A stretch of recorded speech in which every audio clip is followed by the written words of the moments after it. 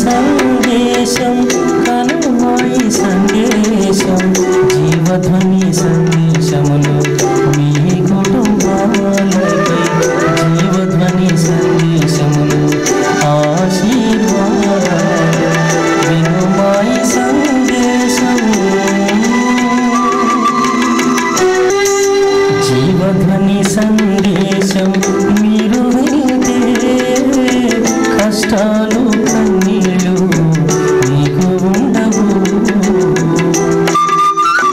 జీవధ్వని సందేశం మీరు వింటే కష్టాలు కన్నీళ్ళు మీకు ఉండవు. ఈ జీవధ్వని సందేశం వింటున్న మీకు మా జీవం గల దేవుని మందిరం పక్షాన మీకు నా వందనాలు. ఈ కార్యక్రమం ముందుగా ఒక చక్కనైన పాట విని ఆలకిద్దాం. ఈ ఛానల్ తిప్పకుండా చూడండి, మీ జీవితంలో అద్భుతాలు జరుగుతాయి.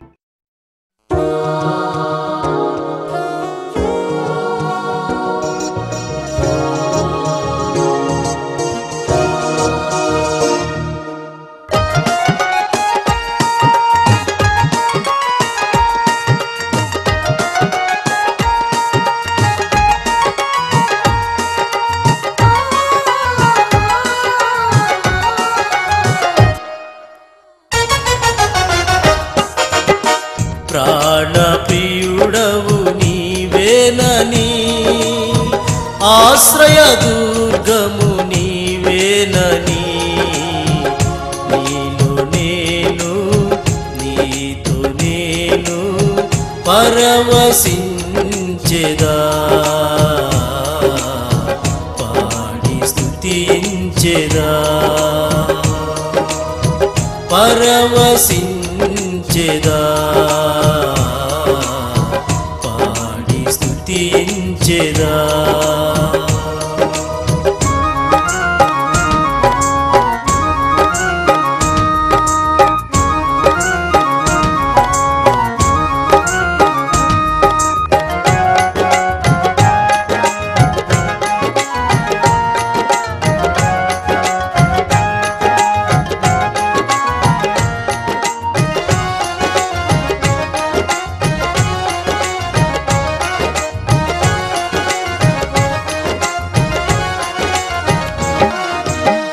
దూతలు పాడి స్తుతించగా గడప కమ్ములు కదిలేనుగా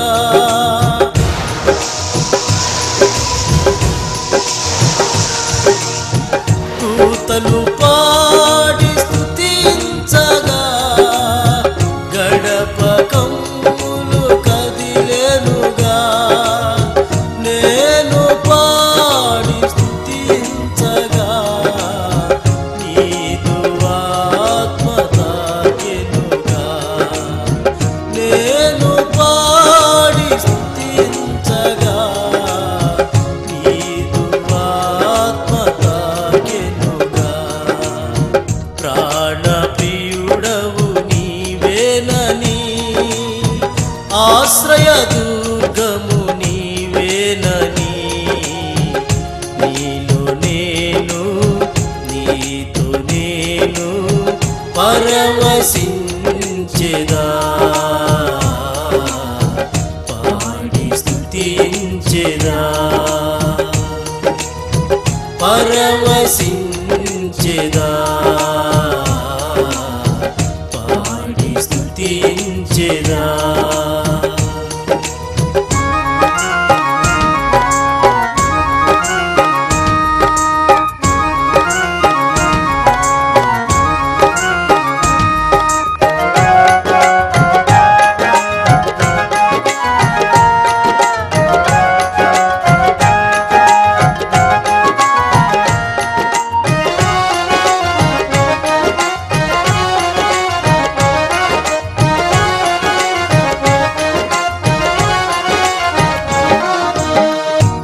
శీల పాడి ప్రార్థించగా చెరసాల పునాదులు అదిరెనుగా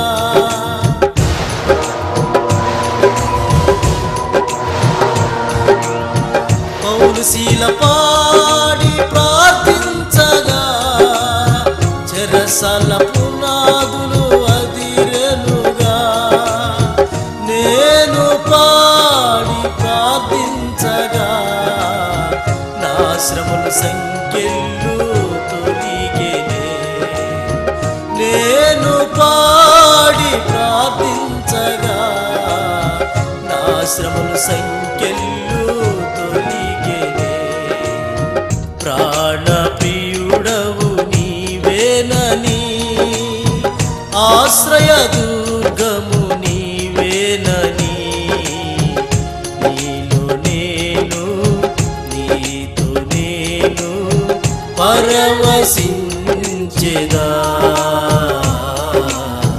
పాడి స్తుతించెదా పరవశించెదా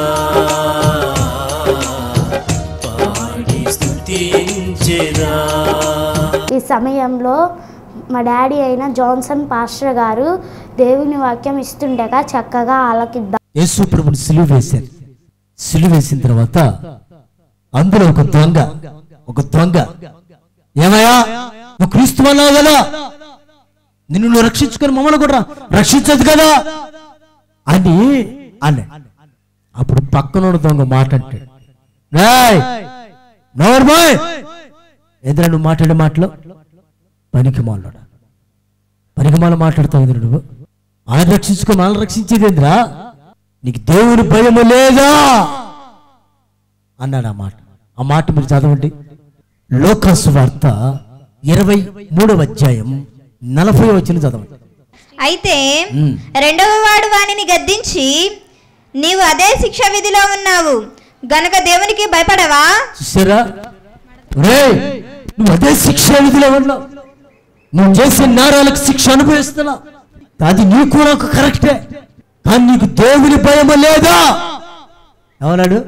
అది శిలువలో ఒక దొంగ అంటాడు, రే నీకు దేవుని భయం లేదా అని ఒక దొంగను హెచ్చరిస్తున్నాడు. ఒక విశ్వాసి హెచ్చరించుకుంటున్నావా? ఎవరే ఒక దొంగను హెచ్చరిస్తున్నాడు, నీకు దేవుని భయం లేదా అని అంటున్నప్పుడు నీకెంత రోషం ఉండాలి? ఒక విశ్వాస అనాలి, నీకు దేవుని భయం లేదా అని ఎప్పుడైనా అన్నావా? నీలోంచి ఒక భయం అనే వాసన రావాలి. నీ షారోపంలో నాటబడిన పుష్పాలు అయితే నీలో నుంచి ఒక భయము బయలుదేరాలి. సినిమా హాల్కి వెళ్ళగానే కొత్త సినిమా క్యాసెట్లు తీసుకొచ్చి ఇంట్లో సీడీ ప్లేయర్లో పెట్టుకొని చూస్తాం. సినిమా హాల్కి వెళ్ళంగానే సెల్ ఫోన్లో యూట్యూబ్లో డౌన్లోడ్ చేసుకొని సినిమాలు చూసి ఆనందిస్తాం. నీకు దేవుని భయం ఉంటే పనికి మరి పని చేస్తావా? దేవుని భయం ఉందా? నీలోంచి దేవుని భయం లేదంటే అర్థం తెలుసా? నువ్వు గ్రహించాల్సిన విషయం ఏంటంటే, నువ్వు షారోను పొలవలో నాటబడ్డా. నాటపడ్డావు పనికి మన ముళ్ళ తప్పులో నాటపడ్డావు కనుక నీకు భయం లేదు. నీలోంచి వాసన రావాలి నీ నుంచి వాసన. హల్లెలూయా. గమనించండి, ఒక రోజున విశ్వాసులు సినిమాకి వెళ్తే పాస్టర్ గారు కూడా వెళ్ళాడు సినిమాకి. ఇంటర్వ్యూలు అయింది. ఇంటర్వ్యూలో కొనుక్కోవడానికి వస్తారు కదా, ఆ మధ్యలో పాప్కార్న్ కొనుక్కోవడానికి. నీకేట తెలిసండి అని నన్ను అడుగుతారా? అంటే నేను సినిమాలు చూసి వచ్చి మారుమనసు పొందినగా సినిమాలు నాకు తెలుసు. కొనుక్కుంటామంటే ఈడు విశ్వాసి కూడా వచ్చి కొనుక్కుంటాడట. ఈడు అక్కడ పడేసి వందనాలు పాస్టర్ గారట, వందనాలు అంటాడట. ఇదేందండి మీరు కూడా వచ్చారు సినిమా కంటే? ఆ పాస్టర్ గారు అంటే నీ సినిమాకి రాలా, అసలు మన చర్చిలోని విశ్వాసులు ఎంతమందికి సినిమాకి వెళ్తున్నారా చూస్తానికి వచ్చాను అంటాడట. చూసారా? చూడండి, ఈ రోజున దేవుని భయం లేకపోతే సేవకుడు అంతే ఉంటాడు, విశ్వాసం అంతే. నీకేముండో తెలుసా? దేవుని భయం ఉండాలి. ఆమేన్. జాగ్రత్తగా వినండి, దేవుని భయం అనే వాసన నీలో నుంచి రాట్లా. పెట్టింది తింటానే ఉన్నావు. వాళ్ళ పండగలు వెళ్తే బిర్యానీ తింటా ఉన్నావు, పలారం తింటున్నావు, శాపగ్రస్తమని తింటున్నావు. భయం లేదు నీకు, నీలోంచి వాసన రాట్లా. ఏ వాసన చెప్పండి? భయం అనే సువాసన. ప్రైజ్ అలా హల్లెలూయా అనాలి. నీ స్నేహితులు నిన్ను చూసానాలి, అరే అని పిలవబాకరా, మనం పెట్టి పలారం కూడా తింటాం. ఎందుకని? అది సుప్రం నమ్ముకున్నాడు. అట్లా అని నీ గురించి సాక్ష్యం చెప్తున్నానంటే అర్థం తెలుసా? నీలో భయం అనే సువాసన ఉన్నది. ఆమేన్. హల్లెలూయా.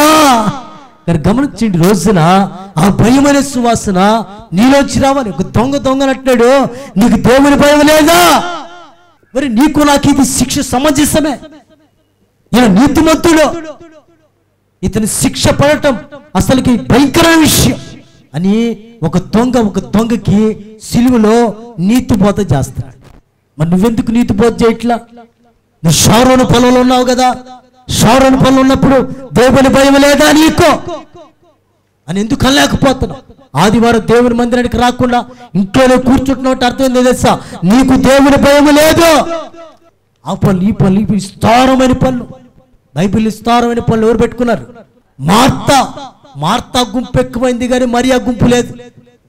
మార్తా గుంపు విస్తారమైన పనులు పెట్టుకొని ఆ పనులు నిమగ్నం అయిపోయి దేవుని మందిరాన్ని ఎగ్గొడుతున్నారు. కానీ మరియాలాగా ఉత్తమమైన దాన్ని ఎంచుకొని దేవుని భయం అనే సువాసన వెదజల్లట్లేదు. కనుక ఈ రోజున నువ్వు మార్తాలాగా ఉన్నావంటే అర్థం తెలుసా? నువ్వు దేవుని భయం లేదని అర్థం. నువ్వు మరియాలాగా ఉన్నావంటే అర్థం తెలుసా? నీలోంచి దేవుని భయం అనే సువాసన వస్తుంది బయటికి. హల్లెలూయా. కారణం ఏంటంటే నీవు షారోను పొలములో నాటబడ్డావు. గట్టిగా చప్పలు కొట్టి అందరూ కూడా ఆమేన్. హల్లెలూయా. కనుక ఈ రోజున నువ్వు దేవుని భయం కలిగి ఉండాలి. బైబిల్లో ఒక ఆయన గురించి రాశాడు, ఆయన ఇంటివారు యెహోవా యందు భయభక్తులు కలిగి ఉన్నారట. అపోస్తుల కార్యాలు 10వ అధ్యాయం 2వ వచనం. అతడు తన ఇంటి అందరితో కూడా దేవుని యందు భయభక్తులు గలవాడై ప్రజలకు బహుధర్మము చేయుచు ఎల్లప్పుడూ దేవునికి ప్రార్థన చేయు. చూసారా, ఇక్కడ కొర్నేలు గురించి మాట్లాడతాడు. కొర్నేలు ఒక్కడే కాదు, కొర్నేలు ఇంటి వారందరూ దేవుని యందు భయభక్తులు కలిగి బహుధర్మం చేస్తూ ఎల్లప్పుడూ ప్రార్థన చేయువాడై ఉన్నాడు. గట్టిగా చప్పట్లో. ఒక అన్యుని కుటుంబం, ఒక విగ్రహార్థన సంబంధమైన కుటుంబం, కొర్నేలు కుటుంబం అట దేవుని యందు భయభక్తులు కలిగి ఉన్నాడట. ఆయనే కాదు, ఆయన ఇంటి వారు కూడా దేవుని యందు భయభక్తులు కలిగి దాన ధర్మాలు చేస్తూ ఎల్లప్పుడూ ప్రార్థన చేస్తూ ఉన్నారట.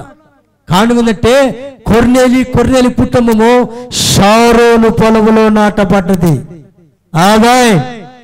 నాటబడ్డది షారోను పొలం నాటబడ్డది కనుక యెహోవా యందు భయభక్తులు కలిగి ఉన్నది ఆ కుటుంబం. కనుక ఈ రోజున నీవు నీ కుటుంబము షారోను పొలంలో నాటబడితే నీలో నుంచి ఒక వాసన రావాలి. దేవుని యందు భయం అనే వాసన. దేవుని యందు భయం అనే వాసన ఎప్పుడైతే వస్తుందో నువ్వు షారోను పొలంలో నాటబడ్డావని అర్థం. దేవునికి భయపడుతున్నావు అంటే అర్థం ఏంటంటే నువ్వు షారోను పొలంలో నాటబడ్డావు. కనుక ఈ రోజున నీవు నీ కుటుంబం నీ పిల్లలు నాటబడాల్సిన స్థలం ఏంటో తెలుసా? అది షారోను పొలం. అందుకే షోల మధ్య అంటది, నేను షారోను పొలంలో నాటబడిన పుష్పాన్ని. హల్లెలూయా, హల్లెలూయా. కనుక షారోను పొలంలోకి వెళ్తే ఒక మంచి సువాసన, షారోను పొలం వైపు వెళ్తే సువాసన వస్తా ఉంటుంది. కారణం ఏంటి? రకరకాల పుష్పాలు ఉన్నాయి. ఈ రకరకాల పుష్పాల నుంచి ఒక చక్కని సువాసన వెదజల్లుతామంటది. ఏమిటా సువాసన అంటే నెంబర్ 1 నీ మాటల సువాసన. నువ్వు మాట్లాడే మాటలున్నాయే అవి దేవునికి మహిమకరంగా ఉండాలి. నువ్వు మాట్లాడే మాటలున్నాయే దేవుని స్తుతించేటట్టు ఉండాలి. నువ్వు మాట్లాడే మాటలున్నాయే దేవుని కొరకు సాక్షిగా ఉండే మాటలుగా ఉండాలి. అలాంటి మాటల సువాసన బట్టి అనేక మంది నీ ద్వారా దేవుని సన్నిధిని నడిపించబడతారు. రెండో సువాసన చెప్పండి. ప్రేమ కలిగిన సువాసన. నీలోంచి ఏమన్నాలంటే దేవుని ప్రేమ అనే సువాసన, శాశ్వతమైన ప్రేమ అనే సువాసన, అగాపే అనే దేవుని ప్రేమ అనే సువాసన నీలోంచి విరజిమ్ముతూ ఉండాలి. మూడో ఏం చెప్పండి. దేవుని భయం అనే సువాసన. దేవుని భయం అనే సువాసన ఎప్పుడైతే నీలో నుంచి వచ్చితో దాన్ని బట్టి దేవుని యొక్క నామము మహిమపరచబడిద్ది. దేవునికి స్తోత్రం. హల్లెలూయా. కొరింథీయులకు రాసిన 2వ పత్రిక 2వ అధ్యాయం 14వ వచనం. మా ద్వారా ప్రతి స్థలమందును క్రీస్తును గూర్చి జ్ఞానము యొక్క సువాసనను కనపరచుచు ఆయన యందు మమ్మను ఎల్లప్పుడూ విజయోత్సవముతో ఊరేగించుచు దేవునికి స్తోత్రము. ఆమేన్.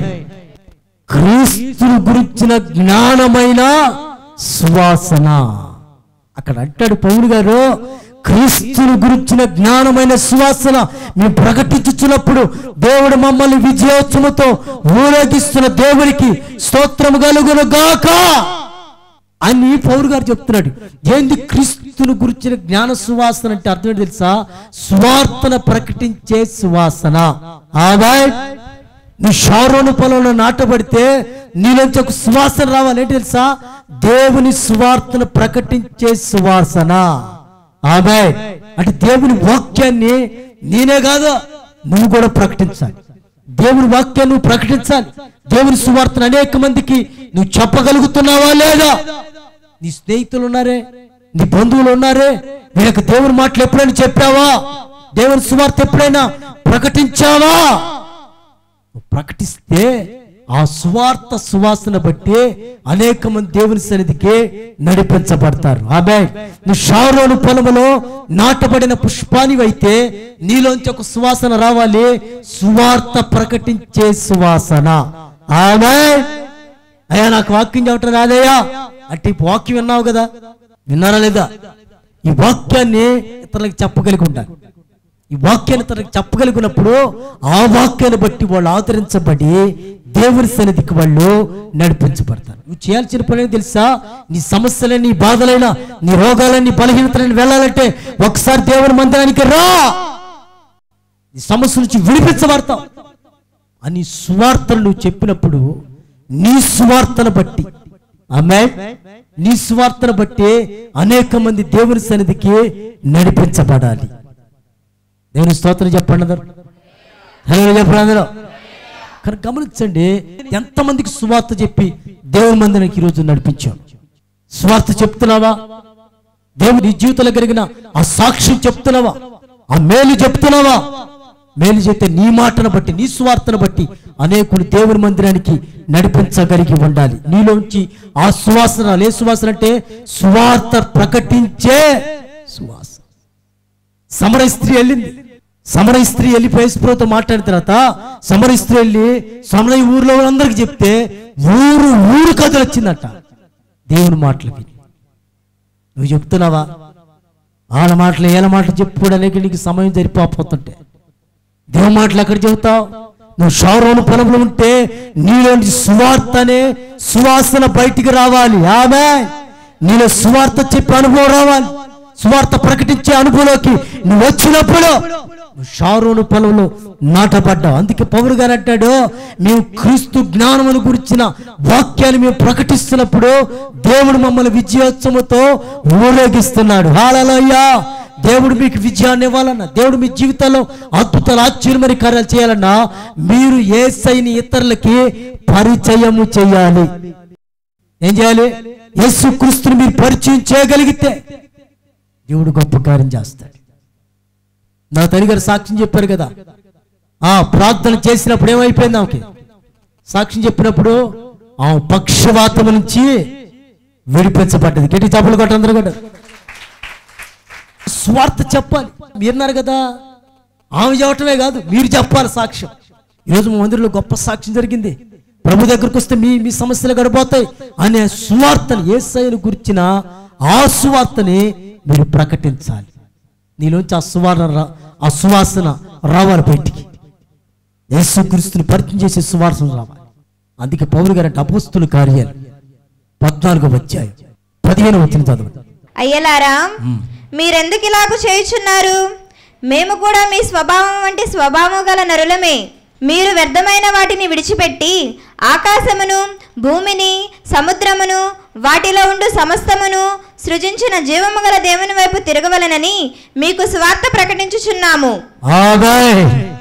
ఇక్కడ అంటాడు, జీవము గల దేవుని వైపు తిరగవలనని మీకు సువార్త ప్రకటించుచున్నాము. నీలోంచి ఒక సువాసన రావాలి. సువార్త ప్రకటించే సువాసన ఎప్పుడైతే వస్తుందో అనేక మందిని దేవుని వైపు త్రిప్పగలిగిన ఒక వ్యక్తిగా నువ్వు నిలబడిపోతావు. హల్లెలూయా. ఒక దేవుని కుమారుడిగా, దేవుని కుమార్తెగా నువ్వు నిలబడిపోవాలంటే అర్థం తెలుసా? అనేక మందికి జీవం గల దేవుని గురించి చెప్పి అనేక మంది దేవుని వైపు మళ్లించగలిగితే షారోను పొలములో నాటపడతావు. దేవునికి స్తోత్రం కలుగును గాక. ఆమేన్. ఒక సేవకుడు కళ్ళు కనపడలేదు. కళ్ళు కనపడకపోలేక ఆయనకు ఒక అలవాటు ఏంటంటే ఎవరికో వాళ్ళకి సువార్త చెప్పాలి. కళ్ళు కనపడకపోయినా సువార్త చెప్పాలి. అయినప్పటికీ కూడా కళ్ళద్దాలు పెట్టుకుని వెళ్ళి సువార్త చెబుతున్నాడు. ఒక యవనస్తుడి దగ్గరికి వెళ్ళి దేవుని సువార్త చెప్తున్నాడు. ఎవరి ప్రాణాలు ఉన్నావు, మానవుడిసి పొందాయా, యేసు ప్రభువుని అంగీకరించు, పాపాన్ని విడిచిపెట్టు అని యేసు క్రీస్తుని గురించిన మాటలు పరిచయం చేస్తా ఉంటే ఆ యవనస్తుడు ఏమన్నాడు తెలుసా? మైండ్ యువర్ బిజినెస్ అన్నాడట. మైండ్ యువర్ బిజినెస్ అంటే నీ పని నువ్వు చూసుకో అన్నాడు. ఏమన్నాడు? దేవుని సువార్త చెప్తుంటే ఆ యవనస్తుడు వెనకుండా ఏమన్నా తెలుసా? నీ పని నువ్వు చూసుకో. ఆయన ఏమన్నాడు తెలుసా? దిస్ ఈజ్ మై బిజినెస్ అన్నాడట. అట్ ఇదేరా నా పని అన్నాడట. గట్టి చెప్పలు కొట్ట అందరు కూడా. సువార్త చెప్పటమే ఈజ్ మై బిజినెస్. ఆడికి నోటెమ్మట మాట. గమనించండి, నీ బిజినెస్ ఏదైనా కావచ్చు, కానీ నీ బిజినెస్ లో ఒక బిజినెస్ అవ్వాలి. ఏంటి తెలుసా? దేవుని సువార్తని ప్రకటించడం, యేసయ్యని పరిచయం చేయటం. నీ స్నేహితులు ఉన్నారు, చాలా మంది నీ బంధువులు ఉన్నారు, వాళ్ళు యేసుప్రభు నమ్ముకోవట్లే. యేసుప్రభు వాళ్ళు తెలియదు వాళ్ళకి, కనుక నువ్వు యేసుప్రభుని వాళ్ళకి తెలియపరిచి యేసుప్రభు వాళ్ళకి పరిచయం చేయాల్సిన బాధ్యత, భారము నీ మీదే ఉన్నది. ఆమేన్. హల్లెలూయా. మీరు గమనించండి, ఆ స్వార్థను ప్రకటించి యేసయ్యని పరిచయం చేసి నువ్వు దేవుని సన్నిధికి నడిపించబడితే నీవంట షారోను పొలములో నాటబడిన పుష్పానివే. దేవునికి స్తోత్రం. హల్లెలూయా. ఇప్పుడు చూడండి, షారోను పొలం వైపు వెళ్తే ఏమొచ్చింది? సువాసన వస్తుంది. ఏ సువాసనది? నెంబర్ 1 మాటల సువాసన నీలోంచి రావాలి. మాటల సువాసన రావాలి. రెండోది ఏం చెప్పాము? ప్రేమ అనే సువాసన నీలోంచి రావాలి. మూడో సువాసన ఏంటిది? దేవుని భయం అనే సువాసన నీలోంచి రావాలి. నాలుగో సువాసన ఏంటి? దేవుని సువార్తను ప్రకటించే ఆ సువాసన నీలో నుంచి రావాలి. దేవునికి స్తోత్రం. హల్లెలూయా. కనుక నువ్వు దేవుని సువార్త ఈ రోజున ప్రకటించు. నువ్వు షారోను పొలంలో నేను నాటబడ్డాను యేసయ్యా, ఇక మీదట ఇలాంటి సువాసన కలిగి నేను ఉంటాను ప్రభువా అని తీర్మానం చేసుకో. నీ కొరకు నీ ప్రార్థన చేస్తాను. ఇంకా మిగతా విషయాలు ఉన్నాయి. మిగతా విషయాలు రేపటి రోజున మనం ధ్యానం చేసుకున్నాం. అందరు తల వంచండి, కళ్ళు మూడి ప్రార్థన చేద్దాం. తీర్మానం చేసుకోండి. నువ్వు షారోను పొలములో నాటబడిన పుష్పానివైతే షోలమతి అంటదే నేను షారోను పొలములో నాటబడిన పుష్పాన్నే. The name of Jesus. Hallelujah. తీర్మానం చేసుకో.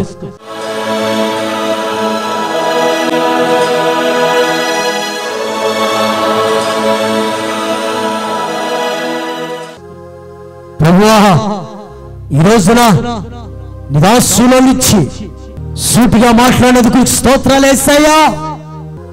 షారోను పొలం నుంచి ఒక సువాసన వెదజల్లుతుంది. ఆ సువాసన వెదజల్లుతుండగా ఆ సువాసన గురించి మనం ధ్యానం చేసుకుంటూ వచ్చాం. మాటలు రుచి కలిగిన మాటలు కలిగిన సువాసన నీలోంచి రావాలి. ప్రేమ కలిగిన వాసన నీలోంచి రావాలి. భయం అనే వాసన నీలోంచి రావాలి. సువార్త ప్రకటించే సువాసన నీలోంచి రావాలి. నన్ను అలా మార్చు ప్రభువా. నేను షారోను పొలం నాటబడిన పుష్పం వలె సువాసన వెరజమేటట్టుగా పరిమళ వాసన నాలోంచి వచ్చినట్లుగా నన్ను మార్చు నాయనా. ఈ బలమైన కార్యాన్ని మీరు జరిగించండి. ప్రతి బలయంత్రి ఇప్పుడు యేసుక్రీస్తు నామములో కొట్టివేస్తున్నా ప్రభు. ప్రతి మైగ్రేన్ తలుపులు, ప్రతి స్పాండైటిస్, ప్రతి నరాల బలహీనత ఇప్పుడు టచ్. ప్రతి HIV patient heal them in the name of Jesus. Fire. ప్రతి క్యాన్సర్ గట్ లైవ్ అయిపోవును గాక. ప్రతి అల్సర్, ప్రతి బీపీ, ప్రతి షుగర్ నార్మల్ రిపోర్ట్లు వచ్చును గాక. నాకు జ్ఞాపిస్తున్నా ప్రభు. సాతాను బిడ్డలకు ఇప్పుడు గర్భాల ఓపెన్ అవ్వడు గాక. రాత్రిబల బాక్ష. ప్రతి నడునొప్పి, ప్రతి మోకాలు నొప్పి heal them in the name of Jesus. No touch. వ్యాపారానికి వెనుకబడిన బిడ్డలకు వ్యాపారంలో వృద్ధిని కలుగుచ్చేది. ఉద్యోగం చేసే బిడ్డలకు ఉద్యోగులు ప్రమోషన్ దాయిచ్చేది. ఉద్యోగుల బిడ్డలకు ఉద్యోగం దాయిచ్చేయండి ప్రభా. చదువులో ఉన్నతమైన స్థితిని కలుగుచ్చేయండి. నీ అభిషేకం రిలీజ్ చేస్తున్నా. ప్రతి బలిని ఇప్పుడే వేళకు సగ పిగిలించబడి సముద్రగాధ జలములో నాటబడును కాక రాత్రి ఇవాళ బాధురమా దిక్కర. ప్రతి ఒక్కరు శారీరూపం నాటబడిన వారై ప్రతి చాతపడి శక్తి పీడించబడతారు. ప్రతి కుటుంబం ప్రతి వ్యక్తిని ఇప్పుడే లార్డ్ టచ్ గొప్ప కార్యం జరిగించి ప్రతి ఒక్కరు నీ పరిశుద్ధాత్మ అభిషేకాన్ని హోమరించాలి. ప్రతి ఒక్కరు శారీరూపం నాటబడిన నేను పుష్పాల వలె సాక్షులుగా నిలబెట్టుకోమని యేసయ్య నామములో అడుగుతున్నాము తండ్రి. ఆమేన్ ఆమేన్ ఆమేన్. ప్రియ దేవుని బిడ్డలారా, ఈ జీవధని సందేశాలు మీ ఆత్మీయ జీవితాన్ని ఎంతో బలపరుస్తున్నాయి కదా. చివరి ప్రార్థన ఏకీపించినప్పుడు మీ జీవితాలు అద్భుతాలు జరుగుతున్నాయి కదా. లక్షల మందికి సువార్త అందించడానికి ఈ భారభరితమైన పరిచర్యకి మీరు సహకరించాలనుకుంటున్నారా? ఖచ్చితంగా మా ఈ పరిచర్యలో మీరు సహకారులుగా ఉండాలని ప్రభుపేట మీకు మనవి చేస్తున్నాను. ఈ భారభరితమైన ఈ పరిచర్య లక్షల మందికి సువార్త అందించడానికి కేవలం 1,000 రూపాయలు మాత్రమే ఎపిసోడ్ ఖర్చు అవుతుంది. దయచేసి ఈ 1,000 రూపాయలు మీరు కనుక ఈ కార్యక్రమాన్ని స్పాన్సర్ చేయగలిగితే లక్షల మంది జీవితాల్లో మీరు గొప్ప ఆశీర్వాదానికి కారకులుగా మార్చబడతారు. కనుక దయచేసి మీరు ఈ కార్యక్రమానికి స్పాన్సర్ చేయండి. మీ జీవితాల దేవుడు అద్భుతాలు చేస్తాడు. దేవుడు మిమ్మల్ని దీవించునుగాక. ఆమేన్ ఆమేన్ ఆమేన్. వందన. కార్యక్రమము మీకు దీవెనకరంగా ఉన్నట్లయితే మమ్మల్ని సంప్రదించండి లేదా ఫోన్ చేయండి. మా చిరునామా జీవంగల దేవుని మందిరం, శారదా కాలనీ, 29వ లైన్, గుంటూరు 2. మా ఫోన్ నంబర్లు 9848473144. మరొక నెంబరు 8008886257. మీ అందరికీ నా వందనాలు. ఈ ఆధ్యాత్మిక కార్యక్రమంకు స్పాన్సర్ చేయదలిచిన వారు ఆన్లైన్ అకౌంట్ ద్వారా పంపించగలరు. మా account number N Johnson, account number SBI 302329444725, Arundelpet, Guntur.